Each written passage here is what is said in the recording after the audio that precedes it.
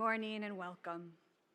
With deep appreciation and gratitude to the Quinnipiac people, the indigenous stewards of this land whose presence and care continue across generations, my dear Yale community, please join me in a moment of prayer or reflection.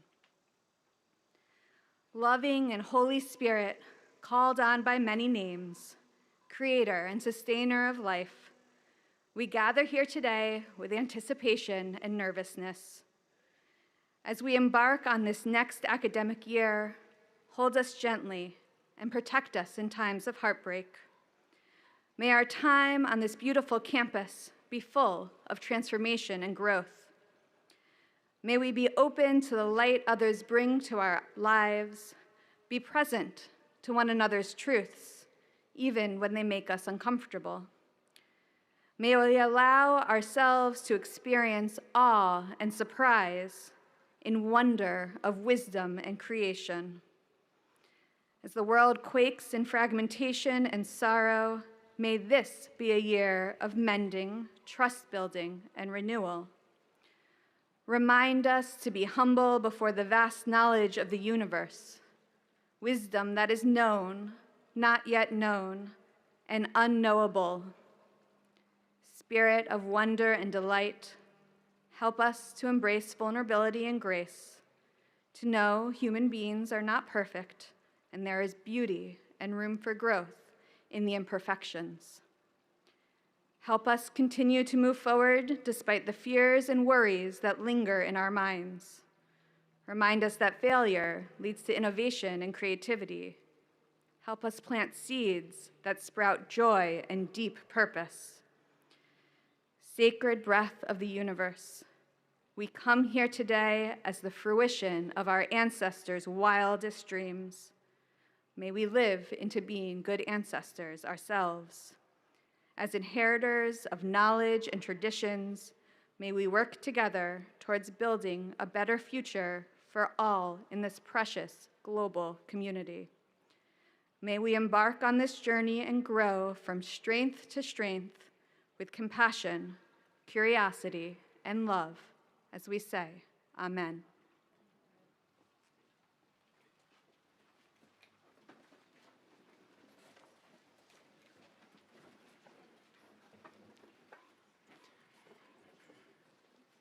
Good morning. Good morning. Welcome. Welcome, President McInnis, Chaplain Saltiel, colleagues, and good morning especially to the parents, guardians, and friends of the incoming class. In my role as Dean of Yale College, I thank you for everything that you have done in guiding and supporting these young adults. I'm delighted that they and you are joining the Yale community. Students from the class of 2029. Students from the class of 2029. Transfer students. And Eli Whitney students. Welcome to Yale. You're a remarkable group with wide-ranging interests. About a third of you conducted research in high school. Almost half were varsity or JV athletes. A quarter of you play a musical instrument at a high level. Many of you have held summer jobs or participated in student government, robotics, community service, or speech and debate. 14 of you are US military veterans. You come from over 1,200 different high schools in all 50 states, the District of Columbia, 3 US territories, and 48 countries around the world. Amidst these varied interests and backgrounds, you also share much in common. You are promising students with wide horizons and an excitement about learning. And together you have come to Yale to pursue a broad liberal education. You come here for many reasons: to gain knowledge, to prepare for a life and a career, to participate in a community. But another important element of your college education is your personal ethical development, what I like to think of as flourishing, borrowing a phrase from the Greek philosopher Aristotle.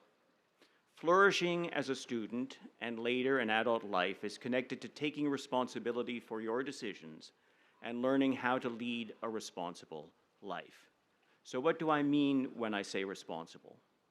Before Nelson Mandela became the first black president of South Africa, he was imprisoned for 27 years on Robben Island, where he often recited an old Victorian poem, Invictus, meaning undefeated.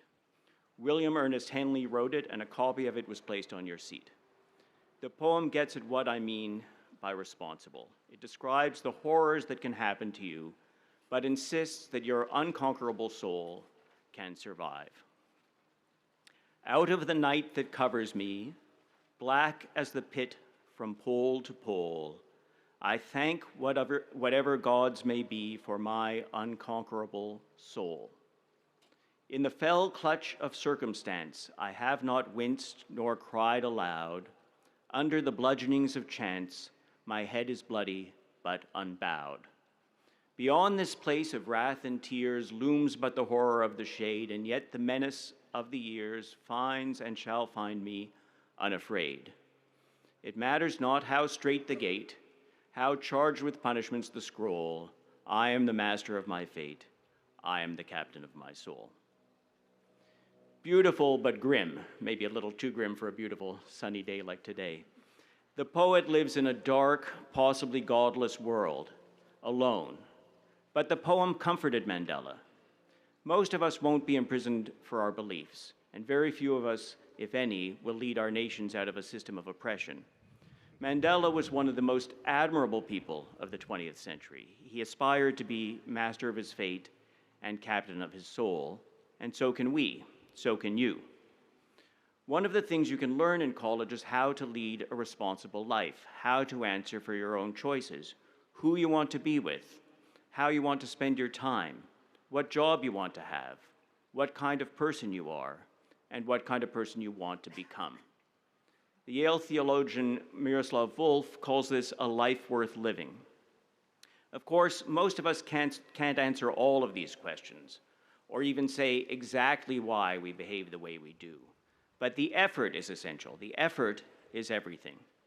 Henley tells us in his poem that circumstances will always limit us, and that so much of life depends on accident or luck.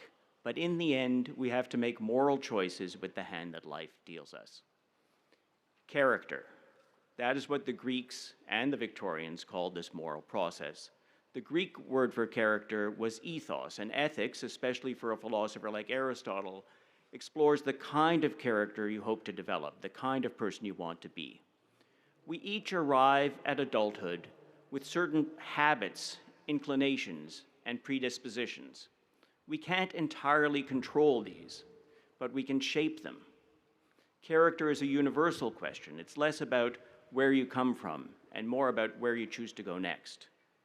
If you're coming to Yale as a young adult, you can ask, and I hope you will ask, who you want to be for the rest of your life, including not just what kind of career will you have, but what kind of life might you live, and what moral values do you hope to live by? Now, character education today is controversial. Conservatives sometimes blame schools, colleges, and universities for being too permissive and not guiding students on proper mores or instilling patriotism. Progressives promote a different set of mores and sometimes blame these same institutions for transmitting the values of a capitalist society that they view as inegalitarian or even oppressive.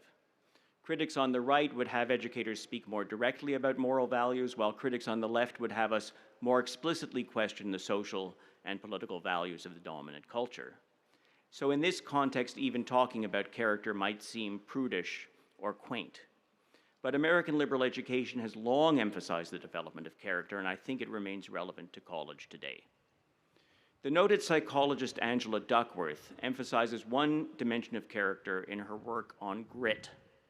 Duckworth grew up in New Jersey, and she went to some of the top educational institutions in the world. She also taught in public schools, where she first developed her theory that certain character traits associated with perseverance, effort, and hard work, what she calls grit, are more important for success than innate talent. She founded the Character Lab at the University of Pennsylvania to put her theories about grit into practice in improving character education, especially for elementary and secondary school students. Duckworth has published several studies showing how grit contributes to success in everything from military education to spelling bees to sports. Now, grit is very likely what got you here. But there are other dimensions of character that are even more important for living a good life, and these are associated with the more ancient notion of virtue. The ethical dimension of the education you're about to pursue starts with asking what kind of character you want to have, and that means asking what virtues you want to cultivate, a theme that Aristotle and Confucius explored around 2,500 years ago. Aristotle thought that cultivating virtue was the key to flourishing, to the best life for human beings. Among philosophers today, this approach is known as virtue ethics. He emphasized such virtues as generosity, friendliness, and truthfulness, all virtues we still recognize today. Importantly, for Aristotle, all the virtues involved a balancing act, what he calls a mean, between having an excess of a certain quality and having a lack or defect. So one virtue recognized in many cultures is courage. For Aristotle, the absence or defect of courage is cowardice, but there's also such a thing as excessive courage, which he calls rashness. Today, we might think that every virtue has one opposite, which is a vice, but Aristotle thought of every virtue as being in the middle of a spectrum, having just the right amount of some quality and neither too much nor too little. Thinking about virtue this way seems to me particularly important today, when we're so prone to cast social and political struggles in polarized terms. It is a profound mistake to believe that you and your allies are uniquely virtuous and that your opponents are uniquely vicious or evil. Now, the great Chinese philosopher Confucius lived a little earlier than Aristotle, and he too counseled the cultivation of virtue. Many of the virtues he describes resemble Aristotle's. The most important of Confucius's virtues is humaneness, which combines the idea of fairness and charity towards others with an acknowledgement of one's own human limits. Like the Greek philosophers, Confucius also emphasized wisdom. He's reported to have said, "To say that you know something when you know it, and to say that you do not know something when you do not know it, this is true wisdom." Here we see the idea that wisdom consists in knowing the limits of your own understanding. In these ancient philosophers, we glimpse certain timeless virtues, and we also perceive the fact that no single list of virtues can be entirely comprehensive. Yale and many other universities were founded by churches, and the gowns that we put on for ceremonies like this one have their origin in priestly robes. But professors today are not here to preach to students or to impart our own moral or political values. But we do have a responsibility to ask you, our students, to confront moral questions. Our job is not just to be role models in the sense of morally respectable people of good character, but to model moral inquiry for our students, which means encouraging you to ask questions, including questions about what kind of life you want to live. We can't just assign readings or exercises or even problem sets that will help you learn how to be friendly or courageous. The hope of a liberal education instead is that by working together and living together with others, you as a student will make the connection between your studies and the kind of life that you want to live. So the ethical dimension of a liberal education is closely connected to the social dimension. Character is not a list of rules or attributes from antiquity or holy texts. At the heart of character is a question, not a rule. Character asks you, even challenges you to discover your values, articulate them, defend them, even change them in the face of new knowledge, and above all, to learn how to live by them. That's what I mean by living a responsible life. It's the kind of life in which you take responsibility for your own actions and you can answer for your decisions. So I don't just mean being responsible to your parents or to your society or even to some abstract sense of duty, but also being responsible to yourself. If someone asks you, why are you living that way? You should be able to give a response, and it should be a response that you can live with, that you can feel comfortable with. And to me, that's the essence of living an excellent life as a human being. Ideally, during your time at Yale, we can help you learn to shape your own characters to the point where, at least within the limits of circumstance, you are masters of your fates and captains of your souls. Thank you, and welcome to Yale.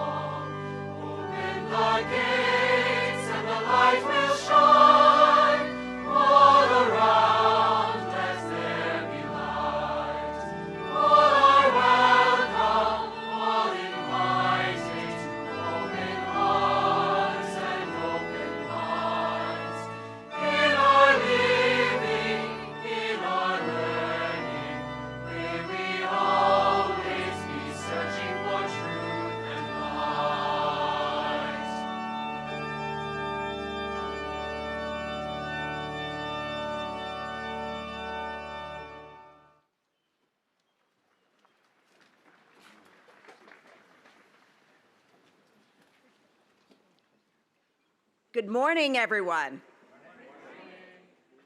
My name is Maurie McInnis, and on behalf of Dean Lewis, Provost Strobel, and all of our colleagues, it is an honor to welcome you to Yale. This is only my second opening assembly as university president, but I've quickly learned it may be my favorite moment of the year. Yes, graduations are fun and reunions are joyful, but nothing quite compares to the energy of this day, the buzz of possibility and the promise of new beginnings. Of course, as a parent who's had to drop 2 kids off at college, I know the swirl of emotions of this moment. The tug of sadness as you prepare to say goodbye, ultimately outweighed by the immense excitement you feel for your child. So to the parents and the family and the audience, let me just say thank you. Thank you for letting us be part of your child's journey. Thank you for trusting us to guide their pursuit of knowledge for the next 4 years. We take that responsibility seriously, and I can promise you this. By coming to Yale, your child will not only receive a world-class education, they will also become part of a rich community of learners, one that feeds their curiosity, challenges their thinking, and helps them grow, both as scholars and people. That is the power of a Yale education. And it doesn't fade. It's a compass you'll carry with you for the rest of your life, with curiosity as its true north. And it's more important than ever, especially in a world that seems to be changing at warp speed. Which brings me to what I want to talk about today. I am, as some of you may know, an art historian by training. I was lucky enough to receive my graduate degree in art history here at Yale, where I got to study under some of the world's foremost scholars in the field. And while I have many fond memories of this campus, my most cherished ones were formed at the Yale University Art Gallery. I encourage all of you to visit. It's a remarkable collection spanning centuries and cultures, from Assyrian reliefs dating back to the 9th century BC, to Vincent van Gogh's legendary night cafe, to Yale graduate Wangechi Mutu's stunning sentinel sculpture. As today marks the beginning of a journey for each of you, I want to spend some time talking about one particular painting that also depicts a journey. Winslow Homer's Old Mill, commonly known as the Morning Bell. And if you want to see it in person, it's on view on the 2nd floor of the gallery, but for now, you can find a copy printed in your assembly program. What I love about this painting is its inherent ambiguity, the way it captures liminality. Like life, and like the best classrooms, it resists easy answers. Instead, it invites us to ask questions. We are immediately drawn to the woman in red. It is the brightest color in the somber painting, and our eyes are led there by the pathway in the foreground. She stands alone in the still morning air, bathed in sunlight, a lunch pail dangling from her left hand. Her dress seems to be shaped like the bell we see swinging high above the mill's roof. She is in motion, her skirt swaying, her back foot lifted. It is not exactly clear where she has come from, but we have the sense that her direction must be the textile mill looming in the background. Her face is shadowed by the brim of a straw hat, looking downward rather than at her likely destination. Behind her stands a group of women in conversation, their whispering posture almost conspiratorial. Questions abound. The forward motion of the woman in red could imply that she was just speaking with the 3 women. Or did she mount the makeshift ramp and just complete her turn without speaking to the others? Is the whispering woman talking about her? And what awaits her when she reaches the mill? Historical context can help us fill in some of the details of this story. Completed in 1871, Homer's old mill was painted in a dawning age when unfathomable new technologies like electric power and the telephone emerged and would eventually radically change the landscape of work and society. It was an era defined by disruption, with whole industries and ways of life transforming almost overnight. Sound familiar? With that context, we can look at the painting with fresh eyes. So what do we see now? Perhaps a woman standing on the precipice of a new world, rife with both uncertainty and opportunity, as unsure of her footing as she is of her future. As a graduate student, I spent a lot of time in front of this painting with one of my Yale professors, the preeminent art historian Jules Prown. He has written extensively and exquisitely about the morning bell. Prown noted that Homer's paintings were frequently populated by anonymous figures, their faces often obscured. And that was intentional, an invitation to see ourselves within the frame. And yet we are entering a scene that does not have a clear direction or a predictable outcome.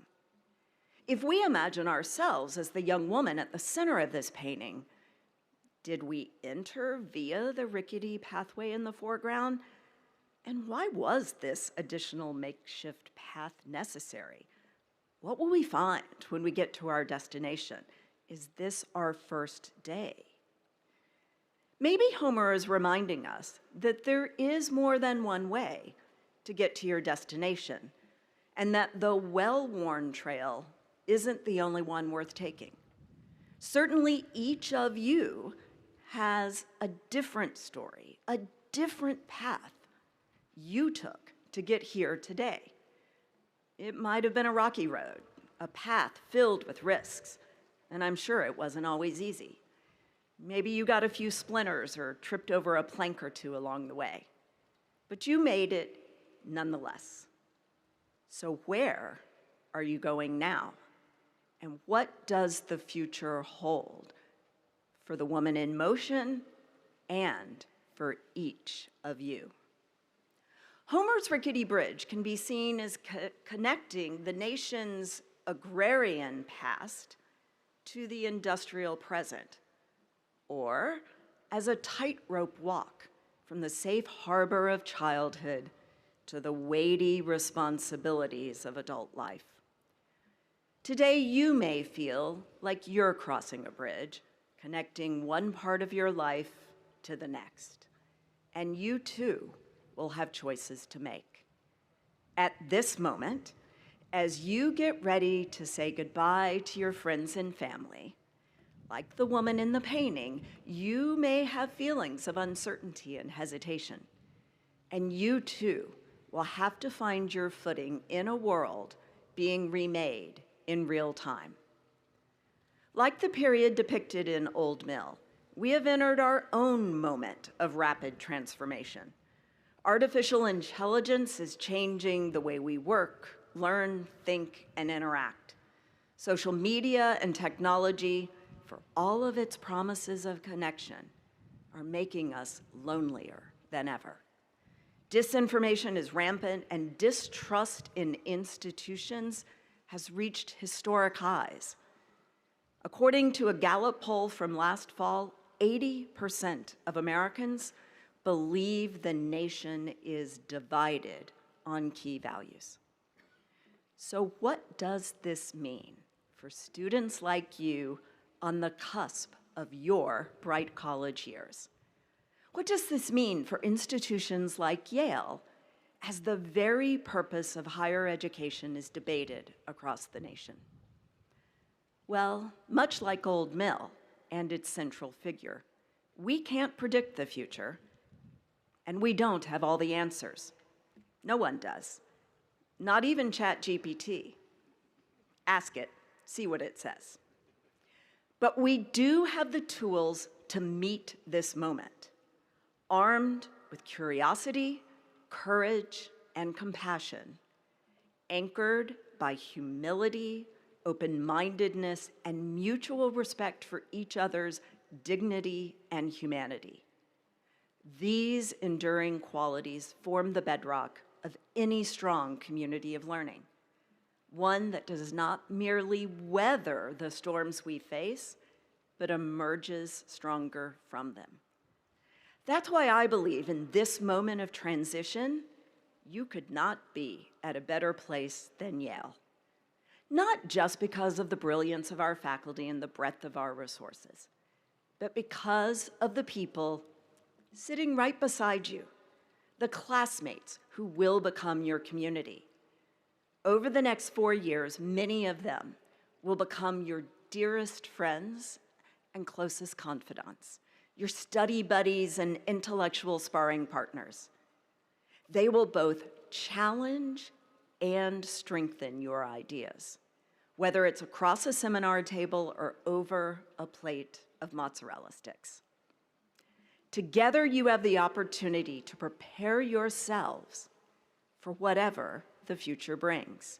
And at a time when the purpose of the university is being discussed, you should feel more confident than ever in the value of a liberal arts education, because that will prepare you not just to be ready for the future, but to help shape it. Because in a world in flux, the skills and relationships you gain here will help you adapt and thrive. The ability to think critically, engage respectfully, ask questions and interrogate ideas, that's what stands the test of both time and technology.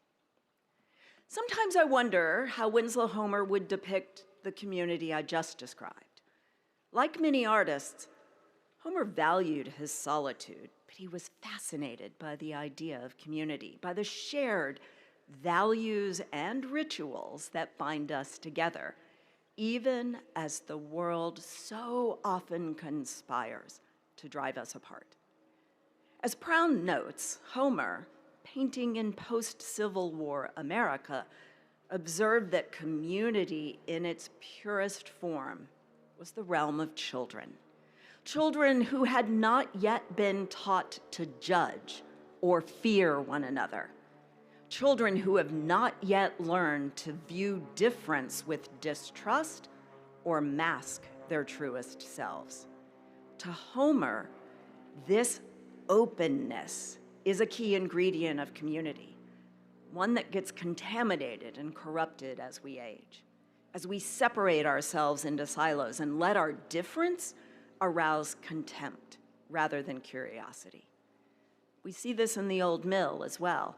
I often wonder, how different would that painting feel if they were all talking together? If the woman whispering in the corner welcomed the woman in red? As we embrace Homer's vision of a connected community, I wonder what he might paint at Yale. Possibly a scene in the coming weeks right here on Cross Campus. A group of first-year students sitting on a blanket, trading stories from their foot trip, comparing schedules and sharing their hopes for the semester ahead. Maybe a frisbee hovers above them. They gesture to someone walking by to join them on the blanket. Someone laughs, a bird sings, and Sterling Memorial rises in the background. And the campus waits for the Harkness Tower to chime its own morning bells. It's a different scene from the original Old Mill, brighter and more connected, both in the details of the image and the feelings it inspires in the viewer. But that contrast is the point, because it reminds us of a simple but powerful truth. The world we create depends on how we treat one another. It depends on the community we build. The woman in the painting don't have to meet the future alone, and neither do we. In these liminal moments of transition, we must turn toward each other. The next 4 years will be filled with opportunities for you to do exactly that. In your residential college, where you'll bond with your FROCO group, make friends across classes, and wear your college colors with pride at first-year Olympics.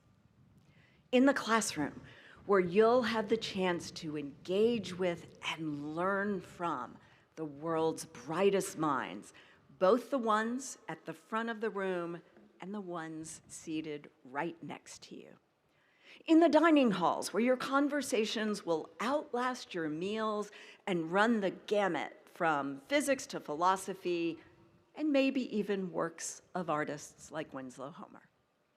In New Haven, where you'll explore the vibrant city we're lucky to call home and debate until the wee hours of the morning which pizza joint reigns supreme. And at Dwight Hall, where you'll turn scholarship into service and make community part of your curriculum. Time after time, you will have the chance to fill the canvas before you with connection. Take it. In this moment of transition, in the face of uncertainty and instability in the world, be the hand that reaches out first. Be the friendly ear that listens, or the soft voice that comforts. Seek out and learn from other perspectives, not just the ones you arrived with, because that's how you build a community. One small gesture at a time. Today, it is my great privilege to welcome you to our community. Welcome to Yale. We're so happy you're here.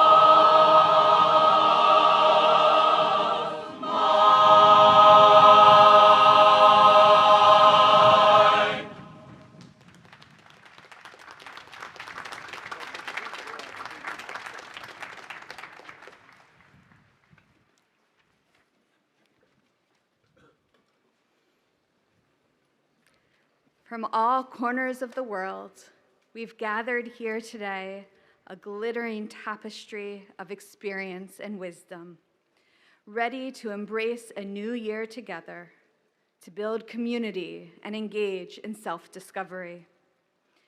As we mark this life transition, may we do so with self-compassion and tenderness, knowing that even the hardest goodbyes leave room for hellos and new beginnings. May our feelings of homesickness be replaced by feelings of grounding and home. May this campus be a place of transformation and joy. May we be a blessing.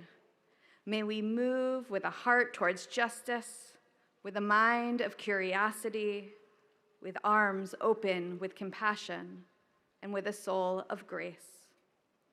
Let us go forth today with the deep knowledge that each of us is precious and needed right here in this moment.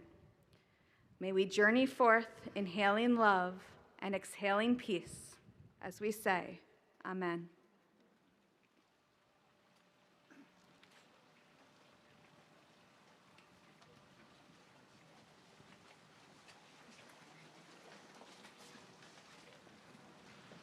Bright college years with pleasure ripe, the shortest, gladdest years of life.